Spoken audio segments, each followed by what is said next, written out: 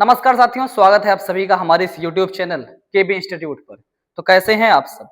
उम्मीद करते हैं आप सभी सादर आनंदित अपने कार्य में मस्त तथा पढ़ाई में व्यस्त होंगे। और इसी के साथ आज आप लोगों की एग्जाम डेट आ ही चुकी है। आप लोगों को जानकारी होनी चाहिए कि आप लोगों का 18 फरवरी से आपका एग्जाम स्टार्ट है। आज हम लेकर आ चुके हैं आपके सामने क्लास 10th की मैथ, जिसमें आपका आज पहला चैप्टर का क्विक रिवीजन होने वाला है, जिसका नाम है रियल नंबर या वास्तविक संख्या। सबसे बड़ा प्रश्न, वीडियो देखने से पहले ही जान लीजिए, इस वीडियो को देखने के बाद आपका अगर इसमें के सारे क्वेश्चन आ रहे हैं तो आपको इस चैप्टर में और कुछ भी पढ़ने की आवश्यकता नहीं है। ये एक क्विक रिवीजन क्लास है, इससे ज्यादा बाहर के क्वेश्चन आने कोई चांस नहीं है। अगर कुछ बचता भी है तो मैं अंतिम में एग्जाम से पहले जो एक क्लास लूंगा, जो बचा कुचा क्वेश्चन रहेगा उसमें भी कवर कर लूंगा। ये पहली क्लास है, अगर कुछ क्वेश्चन बचते हैं तो किसी और वीडियो में हम कवर कर सकते हैं। हालांकि इतना अगर आपने पढ़ लिया है तो पर्याप्त है। इसके अलावा अध्याय 1 में रियल नंबर के नाम और कुछ पढ़ने की जरूरत नहीं है। वीडियो स्टार्ट करने से पहले आप लोग लिए जरूर सोचना कि आप अपना दिमाग अपने पास रखें और कॉपी कलम हाथ में रखें, क्योंकि मैथ क्लास है, कोई मजाक की क्लास नहीं है। तो अगर बिस्तर पे लेटे हैं तो उठ जाएं, कॉपी कलम हाथ ले लें, हमसे पहले हमारे प्रश्नों को लगाने का प्रयास करें, तब मजा आएगा इस मैथ की क्लास में। ठीक है, चलिए आज की क्लास को स्टार्ट करते हैं। और आपके सामने पहला प्रश्न। पहले प्रश्न से पहले हम थोड़ा इंपॉर्टेंट टॉपिक देख लेते हैं कि आपको इस चैप्टर में क्या क्या पढ़ना है, ये जान लीजिए, फिर आगे हम बात करेंगे। अगर बात की जाए इंपॉर्टेंट टॉपिक की, इंपॉर्टेंट टॉपिक कौन कौन सा है, इसमें कई इंपॉर्टेंट टॉपिक बनते हैं, लेकिन जो मूल रूप से आपको पढ़ना है, सबसे पहले पढ़ना है कि एलसीएम ज्ञात करना, वह क्या ज्ञात करना, एचसीएफ ज्ञात करना। ध्यान देखिएगा, एलसीएम व एचसीएफ ज्ञात करना, इसको पढ़ना है। और क्या क्या ज्ञात करना पढ़ना है, सबसे पहले ही पढ़ना है कि एलसीएम कैसे ज्ञात करते हैं।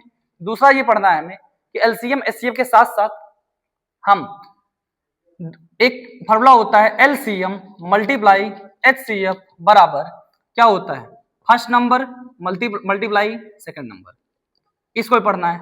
और तीसरा जो पढ़ना है, तीसरा हमें क्या पढ़ना है, तीसरा हमें पढ़ना है कि हमें किसी भी संख्या को हम अपरिमेय कैसे सिद्ध करते हैं, ये भी इसके अंदर पढ़ना है। क्या पढ़ना है, संख्या को अपरिमेय सिद्ध करना, अपरिमेय सिद्ध करना।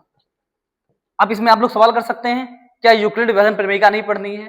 तो जिस सत्र का मैं एक क्लास ले रहा हूं सन 2025-26, इसमें यूक्लिड विभाजन प्रमेयिका आपके सिलेबस में नहीं है। आपके सिलेबस में स्पष्ट रूप से मेंशन है कि आपको एलसीएम और एचसीएफ निकालना आना चाहिए।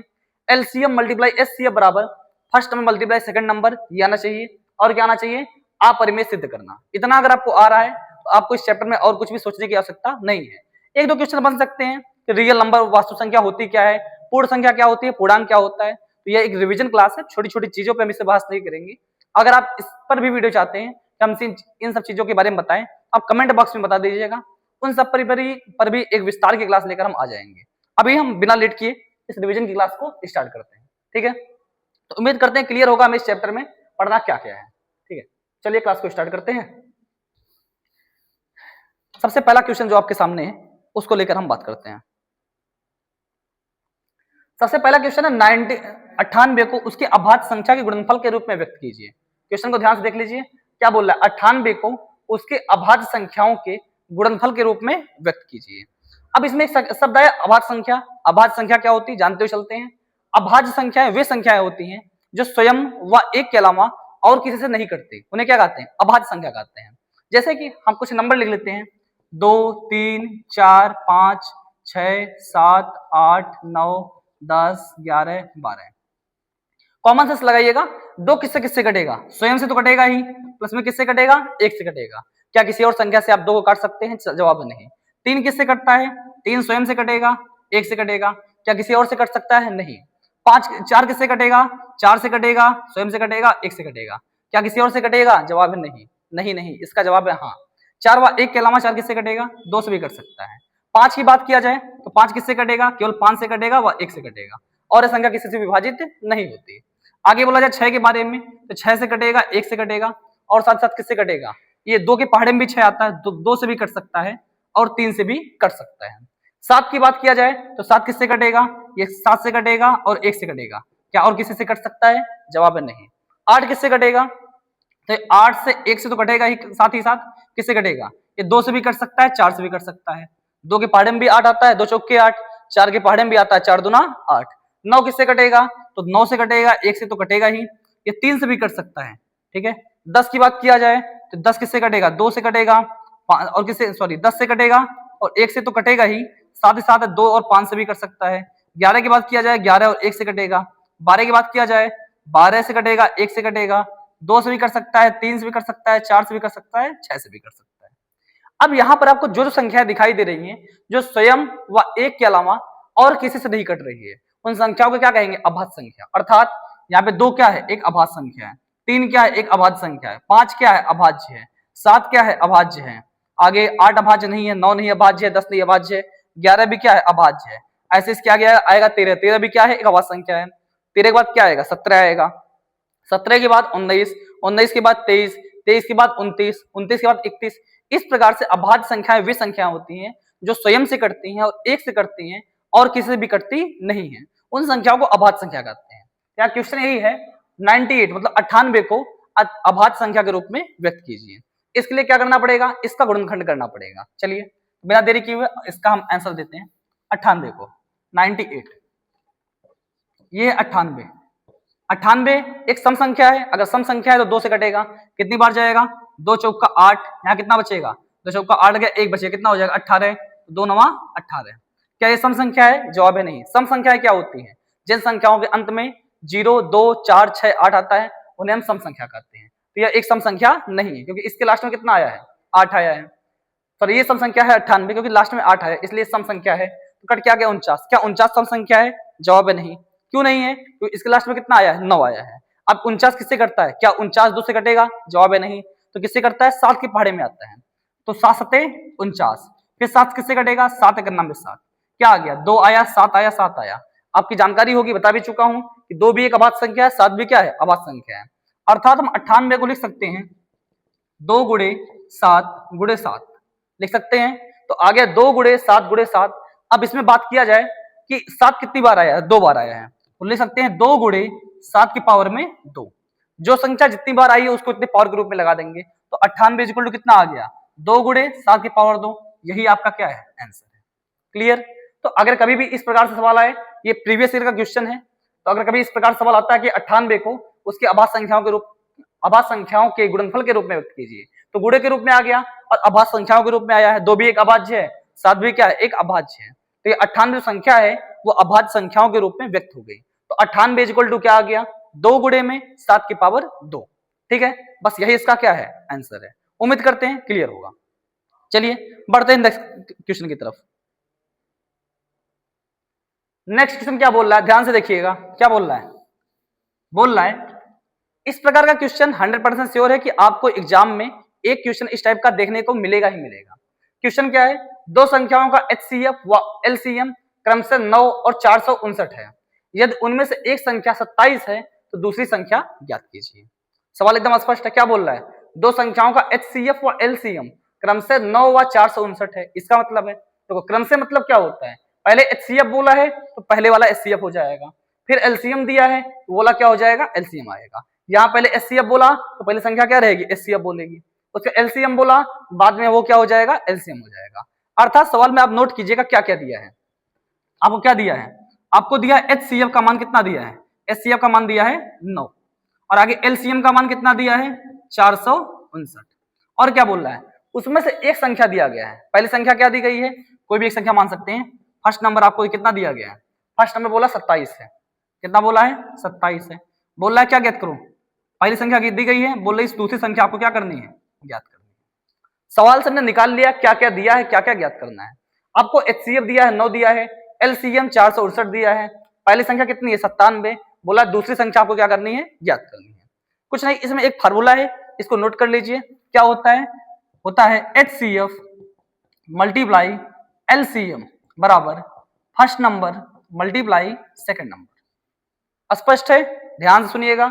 HCF multiply LCM is equal to first number multiply second number. अब इसमें मान को रखते हैं। HCF कितना दिया है? 9 दिया है, तो HCF का मान कितना रखेंगे? 9। LCM कितना है? 459 है, रखेंगे 459। ये फार्मूला है कि दो संख्याओं का HCF और LCM का जो गुणा होता है वो उन दोनों संख्याओं के गुणनफल के योगफल के गुणनफल के क्या होता है? बराबर होता है। HCF 9 रखा, LCM 459 रखा। पहली संख्या कितनी दी है? 27 और दूसरी संख्या क्या करनी है? ज्ञात करनी है। ये हो गया सेकंड नंबर, ये तो ज्ञात करना है। 27 गुणा कर रहा है, इधर क्या करेगा? भाग करेगा, हो जाएगा 9 गुणे में 459 बटा में 27 बराबर में सेकंड नंबर।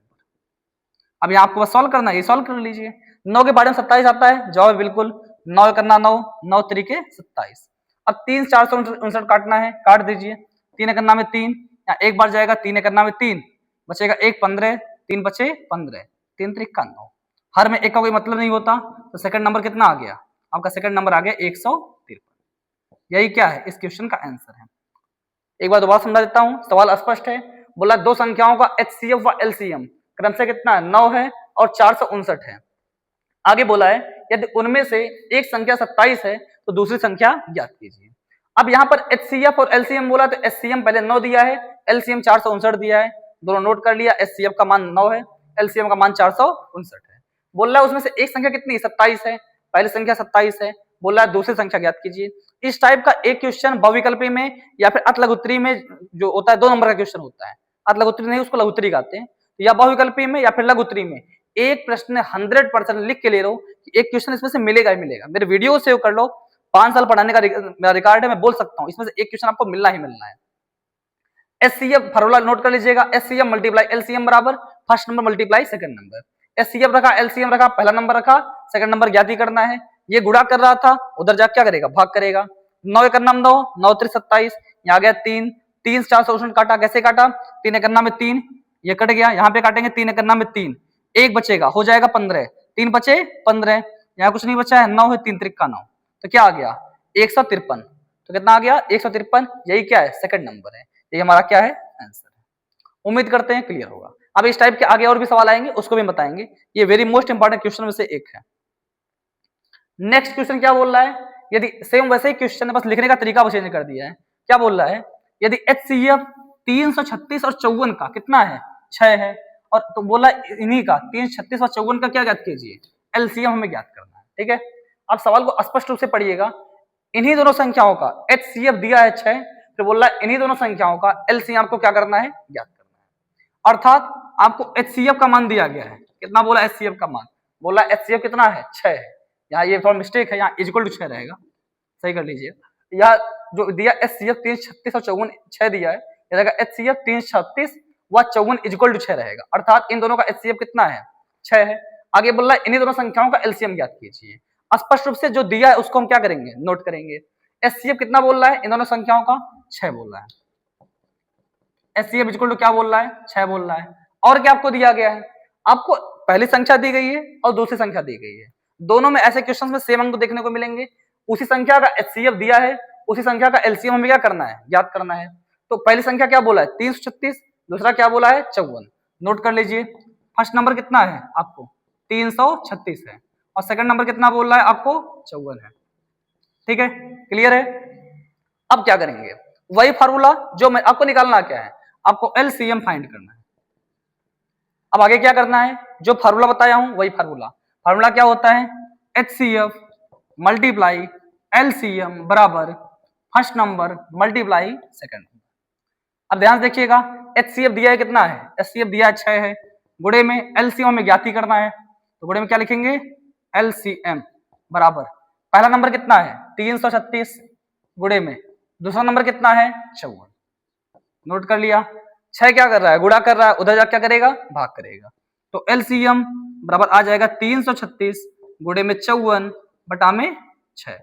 अब क्या 6 से कोई कटेगा? तो जवाब कौन? 6 25 30, 3 ये भी कट जाएगा, ये भी कट जाएगा। अब किसी को भी काटिए, कोई दिक्कत नहीं है। आसान काटना यहाँ है। 6 करना में 6, 6 नवा के 54। तो LCM इक्वल टू कितना आ जाएगा? LCM इक्वल टू आ गया 336 गुणे में 9। इन्हीं दोनों का गुणा कर लीजिए। 9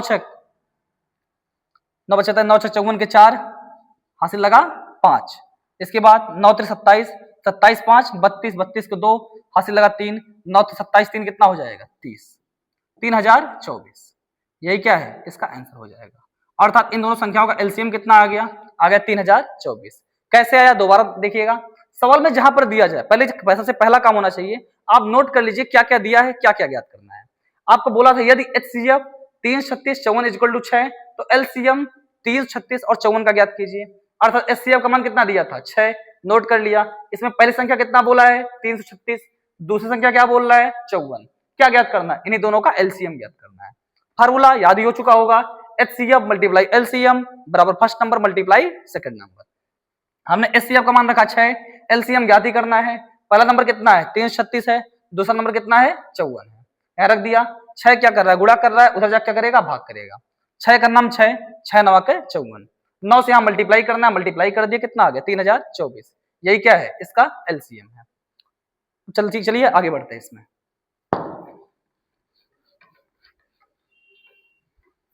अगर आपको इस वीडियो में कहीं पर भी कोई दिक्कत दिखाई दे रही हो, कोई भी कमी का एहसास हो रहा हो, तो आप हमें कमेंट बॉक्स में बता दीजिएगा, या कुछ ना समझ में आए तब भी आप हमें कमेंट बॉक्स में बता सकते हैं। अगला क्वेश्चन आपके सामने है। देखिए हर क्वेश्चन हर टाइप के लेकर आया हूं, लेकिन जो इंपॉर्टेंट है उस टाइप के 2-2 क्वेश्चन हो गए होंगे।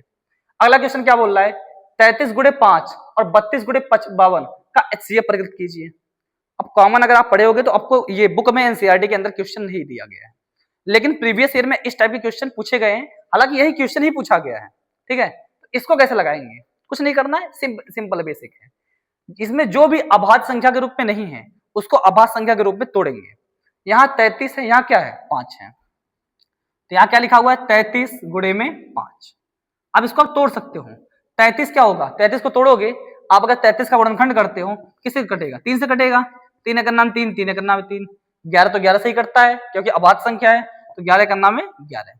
तो 33 को तुमने क्या लिख लिया, लिख सकते हो 3 गुणे में 11। क्या लिख लिया 3 गुणे में 11, गुणे में 5 पहले से अभाज्य, इसको क्या तोड़ोगे 3 गुणे 11 गुणे में क्या लिख सकते हो 5।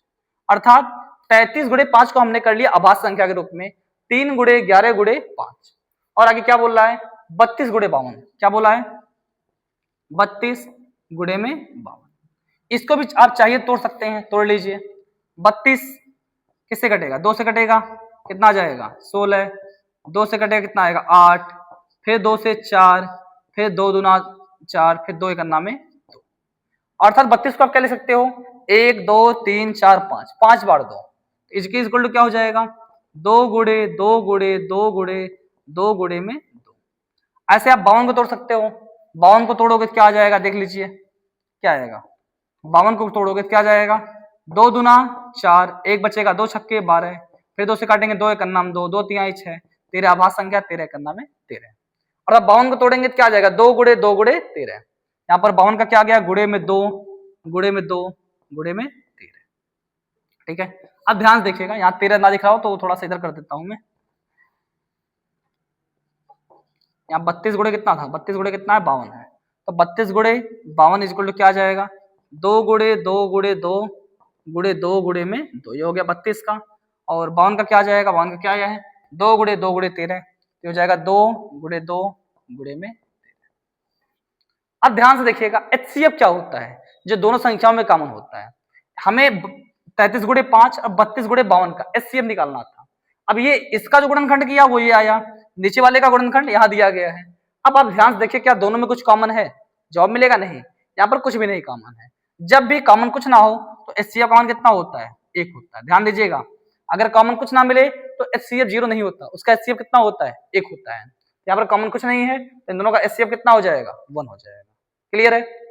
अगर यहाँ कुछ कॉमन मिलता तो वही क्या होता है इसका, जो भी अगर 3 संख्या कॉमन मिलती, मान लेते 2 2 2 इसमें भी होता, ऊपर वाले में होता, तो उस जो जिसका जोड़ा बनता कॉमन मिलता उसको नीचे लिखते और उनका मल्टीप्लाई कर लेते। 2 दूना 4 दूना 8, वही क्या हो जाता है इसका आंसर हो जाता। उम्मीद करते हैं ये क्वेश्चन भी आपका क्या होगा क्लियर होगा, कोई डाउट नहीं ना भाई इसमें। चलिए आगे देखते हैं नेक्स्ट क्वेश्चन।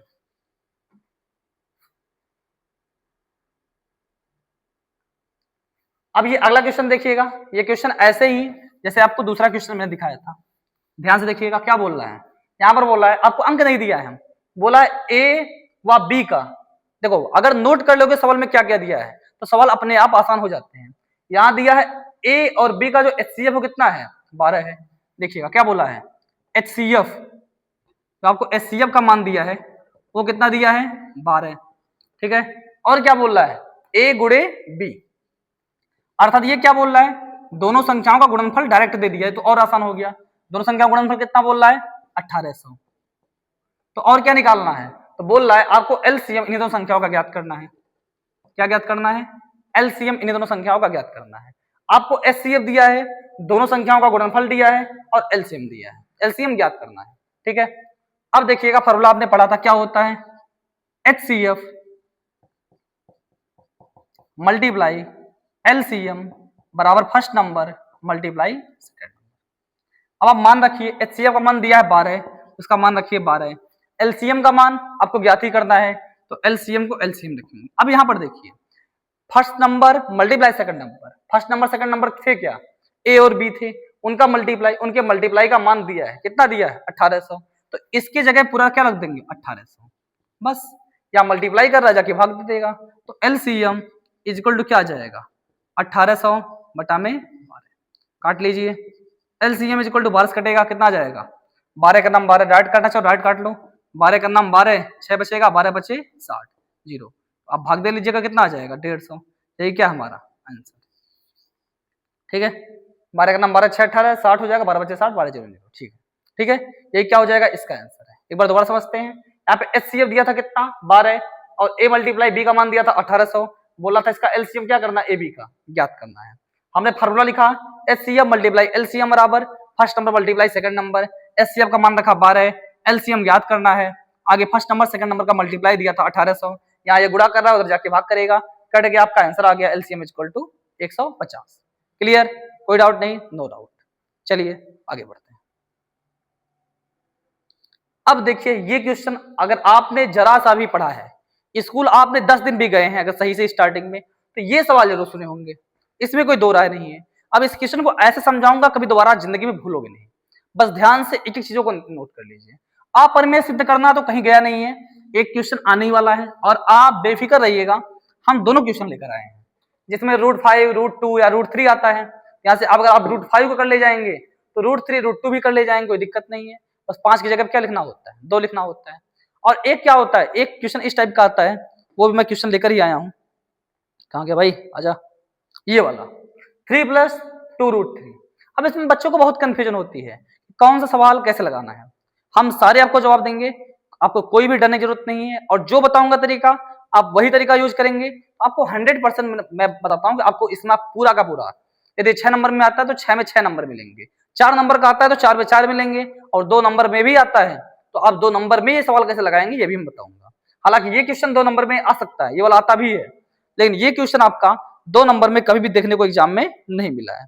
कौन सा, ये वाला, ये चाहे 4 नंबर में मिलेगा चाहे आपको 6 नंबर मिलेगा, और आएगा ही आएगा श्योर, चाहे ये आएगा चाहे जो अभी आपको दिखाया वो वाला क्वेश्चन आएगा, दोनों में से कोई एक अपरिमेय सिद्ध करने के लिए आता ही आता है, ये पूरे एग्जाम का ट्रेंड रहा है, हर पेपर में आया है तो आपके एग्जाम में भी आएगा, आप निश्चिंत रहिए।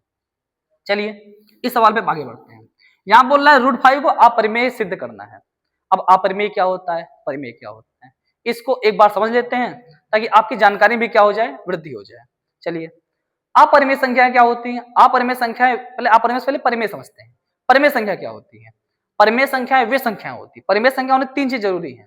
पहला क्या है, संख्या a/b के रूप में होनी चाहिए, क्या बोला गया, वे संख्याएं जिन्हें a/b के रूप में क्या किया जा सके, व्यक्त किया जा सके, ये डी नहीं भाई a है, पहला क्या बोला गया, a/b के रूप में उन्हें व्यक्त किया जा सके। दूसरा क्या बोला जाएगा, उस संख्या में, ठीक है, b का मान 0 नहीं होना चाहिए, क्या नहीं होना चाहिए, 0 नहीं होना चाहिए, कोई दिक्कत नहीं। जो तीसरा बोलता है, तीसरा ये बोलता है कि a और b का HCF कितना होना चाहिए, a, b, इन दोनों का जो HCF है वो कितना होना चाहिए, 1 होना चाहिए। दिखाई दे रहा है, 3 चीजें अगर फॉलो कर रहा है तो परिमेय संख्या होगी। पहला क्या है, संख्या a/b के रूप में होनी चाहिए, और हर में जो b है उसका मान 0 नहीं होना चाहिए। तीसरा क्या बोल रहा है, HCF ऑफ ab का मान कितना होना चाहिए, 1 होना चाहिए। अगर 3 चीजें कोई भी संख्या फॉलो कर रही है तो वो एक परिमेय संख्या है। अगर इन तीनों को फॉलो नहीं कर पा रहा है, तो अगर इसमें से किसी एक को फॉलो नहीं किया तो परिमेय संख्या नहीं होगा, सिंपल सी बात है। और अगर कोई संख्या परिमेय नहीं होती तो क्या होती है, तो संख्या अपरिमेय होती है। अर्थात किसी भी संख्या को यदि परिमेय सिद्ध करना हो तो 3 चीजों को सिद्ध कर दो, परिमेय हो जाएगा, और अगर इसमें से कोई भी चीज सिद्ध ना हो रही हो तो वो क्या हो जाएगा, अपरिमेय हो जाएगा। अब इस सवाल में बोल रहा है इसको क्या सिद्ध करना है, अपरिमेय। चलो भाई अपरिमेय सिद्ध करना है, भाड़ में जाओ अपरिमेय। क्या मतलब तुमसे, हम ये सिद्ध कर दें कि अगर संख्या, हम ये मान लेते हैं संख्या परिमेय है, अगर भाई इसमें से कोई इसमें लागू नहीं होगा, संख्या अपने आप अपरिमेय हो जाएगी। चीजों को समझे, नहीं समझे, दोबारा समझाते हैं। देखो ध्यान से, ये 3 चीजें हैं, अगर 3 चीजें किसी भी चीज पे लागू हो गई तो संख्या क्या होती है, परिमेय संख्या कहलाती है। अगर इन तीनों में से कुछ भी फेल हो गया, कोई एक भी इसमें से चीजें लागू नहीं हुई, तो संख्या क्या कहलाएगी? अपरिमेय कहलाएगी। अब हम इस संख्या को देखते हैं, हम मान लेते हैं संख्या परिमेय है, जब कोई चीज लागू नहीं होगी वहीं बोल देंगे, क्योंकि इसमें परिमेय के सारे गुण लागू नहीं होते हैं, या तो जो हमने माना था वो स्थित विरोधाभास प्रतीत होती है, इसलिए संख्या क्या हो जाएगी? अपरिमेय हो जाएगी। ठीक है, चलिए क्या मान ली, सबसे पहले लिखेंगे, इसमें लिखने वाला काम इधर से करता हूं, आपको मैं शायद ना दिखाई दो लेकिन ये दिखाई देना चाहिए। पहले क्या मानेंगे? माना, मार्कर थोड़ा हल्का भाई, पहली क्लास है, कल से मार्कर मोटा यूज करूंगा मैं। माना √5 एक परिमेय संख्या है। क्या मान लिए कि माना √5 क्या है? एक परिमेय संख्या है। अब अगर ये √5 परिमेय संख्या है तो भाई a/b के रूप में व्यक्त कर सकते हैं, कॉमन चीजें हैं कि अगर ये तीनों फॉलो हो रहा है तो संख्या परिमेय होगी, अगर संख्या परिमेय होगी तो इन तीनों को व्यक्त करेगी। तो आपने मान ही लिया जब √5 एक परिमेय संख्या है, आप लिख लीजिए अतः √5 इक्वल टू क्या लिख सकते हो? a/b लिख सकते हो। अब क्या करेंगे? दोनों पक्षों का वर्ग करेंगे। आप लिख सकते हो दोनों पक्षों का वर्ग करने पर, वर्ग करोगे क्या करोगे? √5 का भी स्क्वायर करोगे, इधर क्या क्या हो जाएगा? a² बटा में b²। तो पहले पूरा लिख लीजिए, क्या हो जाएगा? a/b का क्या हो जाएगा? स्क्वायर। अब कभी भी रूट का स्क्वायर होता है, रूट हट जाता है, यहाँ पर क्या आ जाएगा? 5 इक्वल टू a² बटा में b²। अगर यहाँ गुणा करेगा, यहाँ भाग करेगा तो क्या आ जाएगा? b² इक्वल टू a² बटा में 5। अब इसको आप मानेंगे, नोट कर लीजिए इस चीज को, यही सबसे काम का है। क्या आ गया? b² इक्वल टू क्या आ गया? a² अपान में 5। वन नोट कर देता हूं, यहाँ a² बटा b², यहाँ जाएगा, 5 यहाँ आएगा, तो आ जाएगा b² इक्वल टू a² बटा में 5। अब यह लाइन क्या बता रहा है? ये लाइन ये बता रहा है कि यदि a² में 5 से भाग दिया जाए तो क्या आएगा? b² आएगा। आएगा, बता रहा है a² बटे में 5, मतलब 5 से अगर a² में भाग दे देंगे तो क्या आएगा? b² आएगा। इसका मतलब है, इसे अगर लिखा रहे कहीं पर 15 बटा में 3 बराबर लिख दिया जाए 5, इसका मतलब है कि 15 3 से कट जा रहा है, इसलिए यहाँ इकलौती संख्या मिल रही है। अगर यहाँ लिखा होता 15/4 तब क्या है कोई संख्या लिख सकते हैं? नहीं, तब लिखना पड़ता 15/4 ही लिखना पड़ता। क्यों?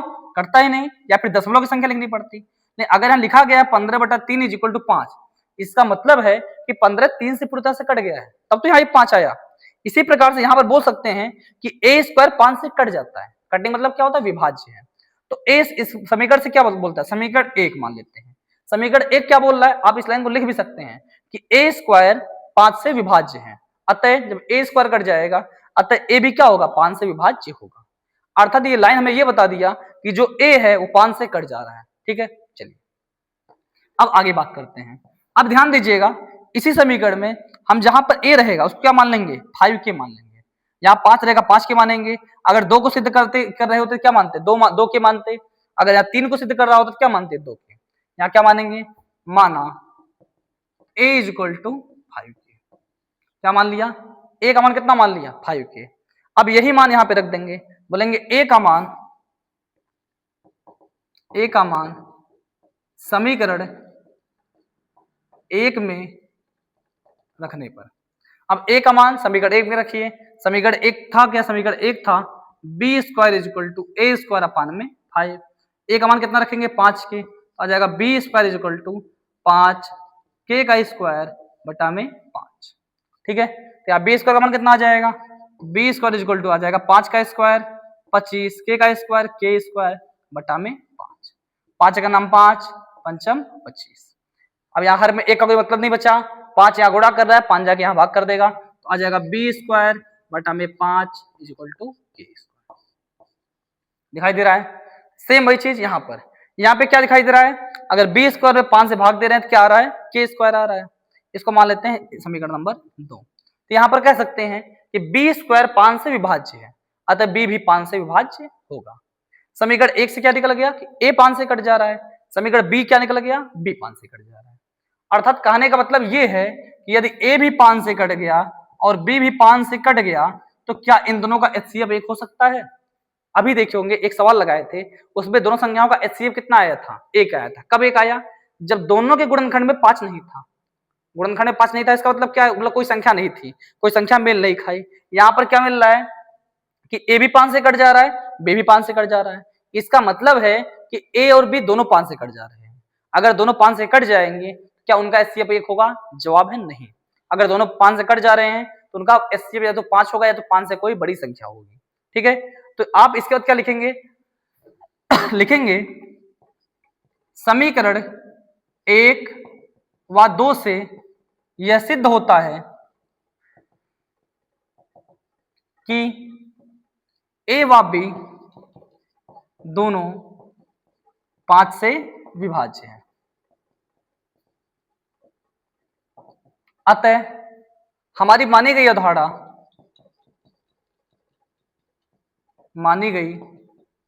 अवधारणा गलत प्रतीत होती है।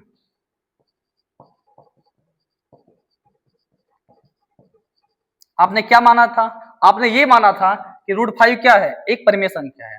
लेकिन क्या परिमेय हो रही है? नहीं। क्यों नहीं हो रही है? क्योंकि समीकरण 1 बता रहा है कि ए भी 5 से कट गया। समीकरण बी क्या बता रहा है? समीकरण 1 बता रहा है ए भी 5 से कट गया। समीकरण 2 क्या बता रहा है? बी भी 5 से कट गया। अगर दोनों 5 से कट गया तो उसका एचसीएफ 1 नहीं हो सकता। अतः क्या हमारी मानी गई अवधारणा क्या हो रही है? गलत प्रतीत हो रही है। अर्थात अब जब गलत प्रतीत हो गई अर्थात √5 क्या एक परिमेय संख्या है? नहीं। और परिमेय नहीं तो क्या हो जाएगा? अपरिमेय होगा। अर्थात √5 क्या है? एक अपरिमेय संख्या है। बस इतना लिख दीजिए। आपका चाहे 4 नंबर में क्वेश्चन आ जाए चाहे 6 नंबर में क्वेश्चन आ जाए, पूरे का पूरा नंबर मिलेगा, कोई एक नंबर भी नहीं काट सकता। ठीक है, यहाँ पर मैंने क्या किया दोबारा समझा देता हूँ। यहाँ पर बोला था कि माना आपको सवाल दिया गया था कि सिद्ध कीजिए √5 क्या है? एक अपरिमेय संख्या है। हमें सिद्ध करना था, सिंपल सी बात है, कुछ नहीं करना है। आपने माना √5 क्या है? उसी का उल्टा मानते हैं। यहाँ अपरिमेय बोला है सिद्ध करने के लिए, हम क्या मानेंगे? परिमेय। तो हमने मान लिया, माना √5 क्या है? एक परिमेय संख्या है। अब जब परिमेय संख्या मान लिए हो तो भाई इसको a/b के रूप में लिख सकते हो। क्यों लिख सकते हो? क्योंकि मैंने आपको पहले ही बताया है कि कोई संख्या अगर परिमेय होती है तो परिमेय संख्या को a/b के रूप में लिख सकते हैं। वहां b का मान 0 नहीं होता और एचसीएफ ऑफ ab = कितना होता है? 1 होता है। ठीक है, तो ये तभी कोई संख्या परिमेय होती है। अब जब तुमने परिमेय मान लिया इसका मतलब वो संख्या क्या है? a/b के रूप में लिख सकते हो। हम लिख लिया। अगर संख्या को हमने परिमेय मान लिया तो √5 क्या हो जाएगा? a/b हो जाएगा। दोनों पक्षों का वर्ग कर दिया, रूट से स्क्वायर कैंसिल क्या आ जाएगा? 5। यहाँ पर a का स्क्वायर a², b का स्क्वायर b²। b जाके यहाँ गुणा करेगा, 5 जाके भाग करेगा, तो b² क्या आ जाएगा? a²/5 आ गया। अब इस समीकरण से क्या सिद्ध हो गया कि a² जो है वो 5 से कट जा रहा है, तो a भी क्या हो जाएगा? 5 से कट जाएगा। यहाँ लिखेंगे, आप लिख सकते हैं कि a² 5 से विभाज्य है, अतः a भी 5 से विभाज्य होगा। अब आगे यहाँ जो ऊपर रहेगा नीचे 5 रहेगा 5 के मानेंगे, अगर 3 रहेगा 3 के मानेंगे, 2 रहेगा 2 के मानेंगे। यहाँ 5 साथ क्या मान लेंगे? a = 5 के, और यही मान इस समीकरण में रख देंगे। क्या बोलेंगे? a का मान समीकरण 1 में रखने पर, समीकरण 1 यही था, b² = a²/5। यहाँ पे a का मान रख दिया कितना है? 5 के, तो a का मान रख दिया 5 के। 5 का स्क्वायर 25, k का स्क्वायर k²। अब यहाँ 5 का नाम 5 5 25, तो यहाँ 5 गुणा कर रहा आके भाग करेगा, क्या आ जाएगा? b²। 5 किसमें गुणा कर रहा? k² में, इधर आके भाग करेगा हो जाएगा b²/5 = क्या हो जाएगा? k²। अब यहाँ पर क्या है? b² 5 से कट जा रहा है, इसका मतलब b भी क्या हो जाएगा? 5 से विभाज्य होगा। समीकरण 1 व 2 से भाई क्या सिद्ध हो गया कि a भी 5 से कट जा रहा है, b से भी 5 से कट जा रहा है। अगर दोनों 5 से कट जा रहे हैं अर्थात दोनों के गुणनखंड में 5 होगा। जब दोनों के गुणनखंड में 5 आ जाएगा क्या इसका उसका एचसीएफ 1 होगा? जवाब है नहीं। जब एचसीएफ 1 नहीं होगा, यहाँ मिस्टेक लिखा गया है, HCF ab does not equal to 0, कि ab का मान 1 नहीं होना चाहिए। ठीक है, नहीं, हाँ सॉरी, ab 1 होना चाहिए, सही है, कोई दिक्कत नहीं। यहाँ पर नहीं है। अगर एचसीएफ मतलब ab का एचसीएफ 1 नहीं है, संख्या अपरिमेय होती है। अगर 1 है तो क्या हो जाएगी? परिमेय हो जाएगी। यहाँ एचसीएफ जो ab का कितना आ गया? 1 आ गया। ठीक है, कितना आ गया? 5 आया है दोनों का जो गुणनखंड है, अर्थात a और b दोनों किससे? 5 से कट गए। जब दोनों 5 से विभाज्य हो गए तो इसका मतलब है कि इनका एचसीएफ 1 नहीं होगा। जब 1 नहीं होगा तो क्या संख्या परिमेय हो सकती है? नहीं, क्योंकि परिमेय होने के लिए आवश्यक है दोनों का एचसीएफ कितना होना चाहिए? 1 होना चाहिए। अतः संख्या क्या हो जाएगी? अतः हमारी जो मानी गई अवधारणा थी वो जो परिमेय माने तो कैसी हो गई? गलत हो गई, क्योंकि दोनों का एचसीएफ 1 नहीं आ रहा है। अतः जो मानी गई अवधारणा जब गलत हो गई, आपने माना था परिमेय, जब परिमेय गलत हो गया संख्या क्या हो जाएगी? अपरिमेय। अब इससे ज्यादा इसमें कुछ नहीं है। उम्मीद करते हैं कि क्वेश्चन अब तो क्लियर हो ही गया होगा, इसमें और कुछ करना ही नहीं है। ठीक है, आगे देखते हैं। नेक्स्ट क्वेश्चन बोल रहा है सिद्ध कीजिए 3 + 2√3 एक अपरिमेय संख्या है। अब ये क्वेश्चन 2 नंबर पूछा था मल्टीपल टाइम में और लोग आपको अलग अलग तरीके बताते हैं। इसमें कुछ नहीं करना होता है, मैंने देखा है, मैंने 100 में 100 नंबर दिलवाए हैं। हमारी अब वेबसाइट पे जाएंगे वहां पर भी मिल जाएगा आपको कि 100 में बच्चे 100 नंबर पाए हैं, 100 में 100 नंबर बच्चे पाए हैं और इसी तरीके से पाए जिस तरीके से मैं बता रहा हूं। इसलिए विश्वास कीजिए, इस तरीके से आप लिखिएगा और आपको मिलेगा नंबर, कोई काट नहीं सकता। ये क्वेश्चन 2 नंबर में आते हैं, कुछ नहीं करना, एकदम सिंपल है। आप बस इतना लिखिएगा, यहां पर बोला अपरिमेय सिद्ध कीजिए, आप पहले परिमेय मान लीजिएगा। क्या मानोगे? माना। क्या मानोगे? माना 3 + 2√3 एक परिमेय संख्या है। मान लिए। जब 3 + √3 क्या मान लिए? परिमेय मान लिए। तो अब ये क्या हो जाएगा? 3 + 2√3 = क्या हो जाएगा? a/b मान लिए हो। इसके बाद कुछ नहीं करना है आपको, बस √3 के अलावा जो भी संख्या है सबको उधर कर दो। क्या हो जाएगा? 3 प्लस में उधर जाकर क्या हो जाएगा? माइनस में। तो 2√3 = क्या आ जाएगा? a/b माइनस में 2। 2 क्या कर रहा है? मल्टीप्लाई कर रहा है, उधर जाके डिवाइड करेगा, आ जाएगा √3 = a/b माइनस 2 पूरे बटे में क्या हो जाएगा? 2। बस इसके बाद आप बस एक लाइन लिखिएगा। क्या लिखेंगे? हम जानते हैं, नोट कर लीजिए, क्या लिखेंगे? हम जानते हैं कि √3 एक अपरिमेय संख्या है, अतः हमारी मानी गई अवधारणा गलत प्रतीत होती है। अर्थात 3 + √3 भी एक अपरिमेय संख्या है। खत्म कहानी। बस इतना लिखिएगा और कुछ इसमें करने की आवश्यकता नहीं है। जो भी रूट वाला रहेगा उसको एक साइड कीजिए और सबको एक साइड, फिर लिख दीजिएगा कि हम जानते हैं कि √3 एक अपरिमेय संख्या है, अतः हमारी मानी गई अवधारणा गलत प्रतीत होती है। अर्थात 3 + 2√3 एक अपरिमेय संख्या है। बस कहानी खत्म। इसमें इतना ही करना होगा, 2 नंबर आपको मिलेगा, कहीं नहीं जाएगा, हमारा विश्वास कीजिए। इससे ज्यादा कुछ नहीं करना है, नोट कर लीजिए इस चीज को। बस आगे बढ़ते हैं नेक्स्ट क्वेश्चन की तरफ। हाँ, ये टाइप क्वेश्चन पूछा गया है, देख लीजिए। कभी भी घंटी बजने वाला मिल जाए, चक्कर लगाने वाला मिल जाए कि 3 व्यक्ति एक साथ एक समय पे चक्कर लगाते हैं, ये है वो है, कभी भी इस टाइप घंटी आप क्वेश्चन मिल जाए। समय ज्यादा नहीं मेरे पास बचा हुआ है क्योंकि मेरी नेक्स्ट क्लास भी है, 12 की फिजिक्स है। तो यहाँ पे देखते हैं, बोला 3 घंटियां 9, 12 और 15 मिनट के अंतराल में बजती है। ऐसा कहीं मिल जाए अंतराल बजती है, 3 व्यक्ति एक बिंदु से इतनी स्पीड से चलना प्रारंभ करते हैं। इस टाइप क्वेश्चन मिल जाए, कुछ नहीं करना होता है, आप सीधा क्या निकाल लेंगे? इसका एलसीएम निकाल दीजिए। वही क्या हो जाएगा? एलसीएम। आंसर आ जाए क्या है? 9 है, 12 है और क्या है? 15 है। 9, 12, 15 का आप क्या निकालेंगे? इधर इस साइड कर देते हैं। 9, 12, 15 इसका क्या निकाल दीजिए? एचसीएफ। वही क्या हो जाएगा? आंसर 9, 12, 15। एलसीएम निकालिएगा, एचसीएफ नहीं। एलसीएम कैसे निकलना? तीनों का एक साथ गुणनखंड कर दीजिए, ये क्या निकल जाएगा? एलसीएम। अगर एचसीएफ निकालना होगा, अब एक क्वेश्चन उस टाइप का भी होगा, वो भी करवा दे रहे हैं। एचसीएफ के लिए क्या करते हैं? तीनों का अलग अलग गुणनखंड करते हैं, उसमें जिसका जोड़ा बनेगा वही क्या हो जाएगा? एचसीएफ।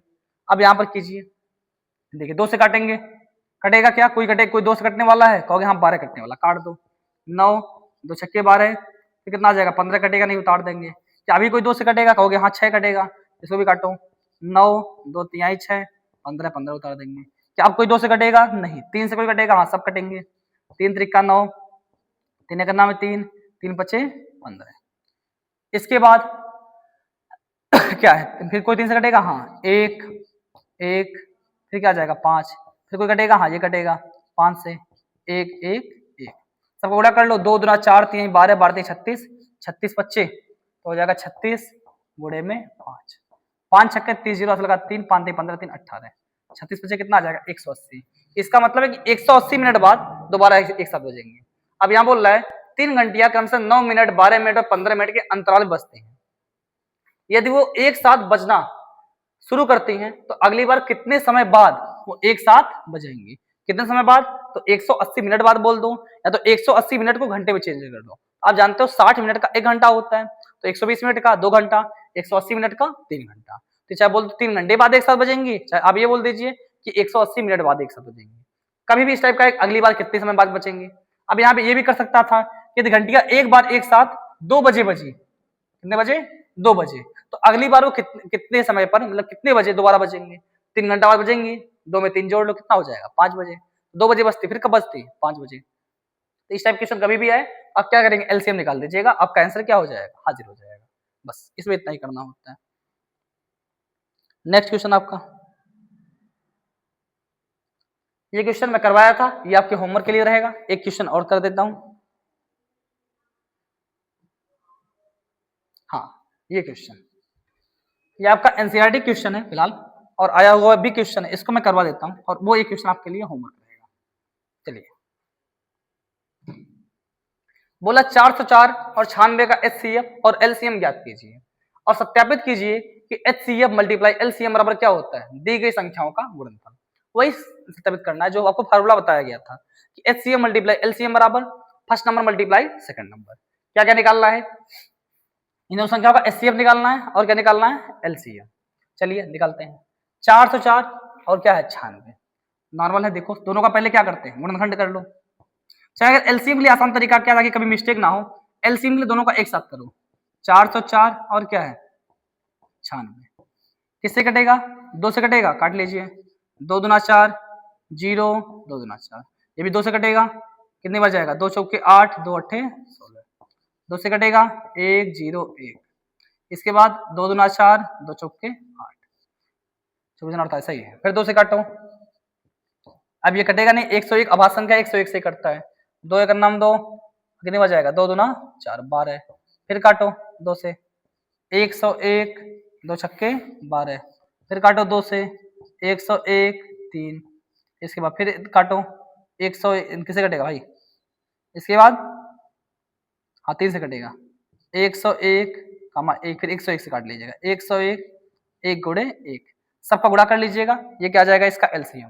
कुछ आप भी काम कीजिए क्योंकि रिवीजन क्लास है, टाइम चल रही है, ठीक है। यहाँ से क्या निकल जाएगा, इसका एलसीएम निकल जाएगा, सबका गुणा कर लीजिएगा। एचसीएफ के लिए क्या करते हैं, दोनों का अलग अलग गुणनखंड करते हैं। चलिए करते हैं। 404 किससे कटेगा, 2 से कटेगा, कितना जाएगा, 1 2 0 2। फिर 2 से काटेंगे 1 0 1, फिर कटेगा 101 से कटेगा, कितना आ जाएगा, 1 आ जाएगा। इसके बाद किसका निकालेंगे, 96 है, 96 का कीजिए।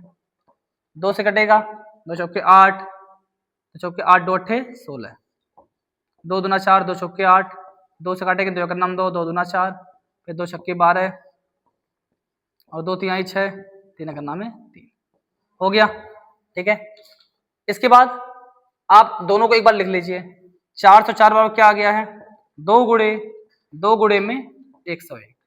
96 बराबर क्या आ गया है, आ गया है 2 गुणे 2 कै बार है, 1 2 3 4 5 5 बार है, 2 गुणे, सही भाई, 32 तिहाई 96, हाँ सही है।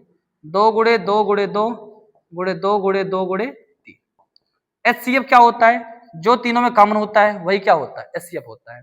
इन दोनों में कॉमन क्या है, एक यहाँ 2 कॉमन मिलेगा, एक यहाँ 2 कॉमन मिलेगा, क्या और कुछ कॉमन है, नहीं। तो हो जाएगा 2 गुणे में 2, कितना आ गया, 4, 4 हो गया एचसीएफ। और ये इसका क्या आ जाएगा, इसका गुणा कर लेंगे, ये क्या निकल जाएगा, एलसीएम।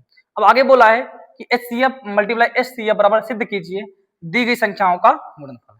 तो कुछ नहीं करेंगे, फार्मूला आपको याद है, एचसीएफ मल्टीप्लाई एलसीएम बराबर first number multiply second number. सारे वैल्यू दीजिएगा, एचसीएफ कितना आया 4 गुणे एलसीएम जो भी आएगा वो मान रखेंगे, बराबर फर्स्ट नंबर कितना आया, फर्स्ट नंबर कितना है भाई 404 है, रखेंगे 404 गुणे सेकंड नंबर कितना है 96, गुणे रखेंगे 96। दोनों साइड गुणा कर लीजिएगा, जो एलएचएस में है वही बराबर क्या आ जाएगा, आरएचएस। जो एलएचएस इक्वल टू क्या आ जाएगा, आरएचएस। बस आगे आप लिख दीजिएगा, क्योंकि एलएचएस इक्वल टू आरएचएस, अतः ये क्या हो गया, प्रूव हो गया। बस खत्म कहानी। अतः सबसे पहले क्या करेंगे, एलसीएम के लिए दोनों का एक साथ गुणनखंड कर देंगे, यहां से जब मल्टीप्लाई कर लेंगे क्या निकल जाएगा, एलसीएम। एचसीएफ के लिए दोनों का अलग अलग गुणनखंड कीजिएगा, इसके बाद ऊपर नीचे लिख के दोनों में कॉमन खोजिएगा, जो दोनों में कॉमन आएगा उनका गुणा कर लीजिएगा, ये क्या निकल जाएगा, एचसीएफ। आगे बोल रहा है प्रूफ कीजिए एचसीएम मल्टीप्लाई एलसीएम बराबर first number multiply second number. तो एचसीएफ को हमने 4 रखा, एलसीएम ज्ञात ही करना है। एलसीएम ज्ञात क्या करना है, एलसीएम यहाँ पर आपका निकल चुका है, आप यहाँ पर एलसीएम रखिएगा, फर्स्ट नंबर 404 और सेकंड नंबर कितना है 96। जो भी संख्या आएगी यहाँ रख के गुणा कर लीजिएगा, दोनों साइड जो आएगा गुणा करने पे वही क्या हो जाएगा, आंसर हो जाएगा। बस कहानी खत्म। इसी के साथ अब इस चैप्टर में इसके अलावा कोई भी क्वेश्चन उस लेवल का बचा हुआ नहीं है, ठीक है। ये क्वेश्चन आप लोगों के लिए कहाँ के भाई क्वेश्चन बोला, ये क्वेश्चन कि एचसीएफ 3 6 और 6 57 का कितना है 9 है, तो एलसीएम 3 6 और 6 57 का ज्ञात कीजिए। ये आपके लिए होमवर्क के लिए रहेगा, आप होमवर्क ये क्वेश्चन लगा के आप कमेंट बॉक्स में इसका आंसर रिप्लाई करेंगे। ठीक है, और बस आज के लिए इतना ही, फिर मिलेंगे हम आपको नेक्स्ट क्लास में। लेकिन ध्यान दीजिएगा, आपको वीडियो कैसे लगी एक बार कमेंट बॉक्स में जरूर बताइएगा, और चैनल को अगर अभी तक आपने सब्सक्राइब नहीं किया तो आपसे अनुरोध है कि अपने चैनल को सब्सक्राइब करके बेल आइकन को ऑन कर ले, ठीक है। और कोई भी दिक्कत दिखाई दे तो अगर आप कोई समस्या हो तो आप हमारे नीचे दिए गए नंबरों पे कॉल कर सकते हैं 9369666347। वीडियो कैसी लगी हमें कमेंट बॉक्स में जरूर बताइएगा। फिर मिलेंगे नेक्स्ट क्लास में, तब तक के लिए जय हिंद।